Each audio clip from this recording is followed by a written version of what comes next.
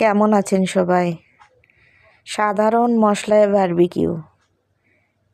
আদা রসুন বাটা এখানে নিয়ে নিলাম। শীতের মধ্যে বারবিকিউ খাওয়ার মজাটা একটু আলাদাই হয়। তাও আবার সেটা যদি হয় ঘরোয়া মশলায়। স্বাদ মতো লবণ দিয়ে দিবেন। আমার হাতের তৈরি স্পেশাল মশলা, গরম মশলা সব কিছুই আছে ওর ভিতরে। ঝাল পরিমাণ মতো ঝাল দিবেন। ঝাল হলে একটু ভালোই হয়, ঝাল হলে ভালো লাগে বেশি।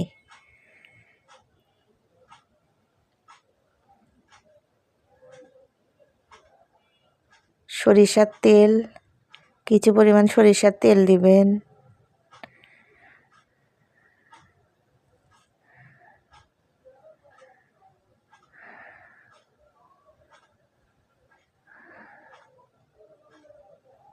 সামান্য পরিমাণ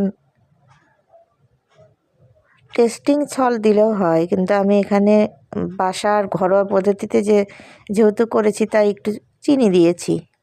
চিনি দিলে কি হয়, স্বাদের ব্যালেন্স হয়। এভাবে ঘরোয়া মশলায় বারবিকিউ করলে অনেক মজা হয়। এখানে আমি হাফ কেজির একটু কম হবে, এরকম আধা কেজির কম তেলাপিয়া মাছ ভালো করে মেরিনেট করতে হবে।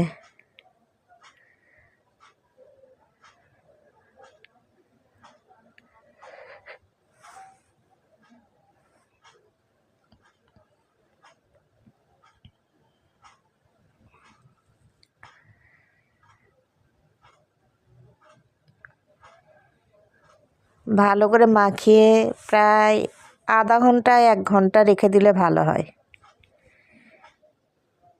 কিছু লেগ পিসও নিয়ে নিয়েছিলাম এখানে, মুরগির লেগ পিস।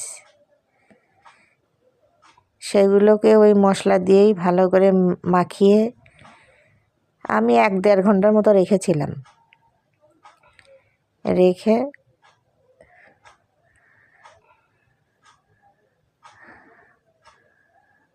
তারপর এটাকে কয়লায় ছেঁকে নিয়েছি, কয়লার আগুনে।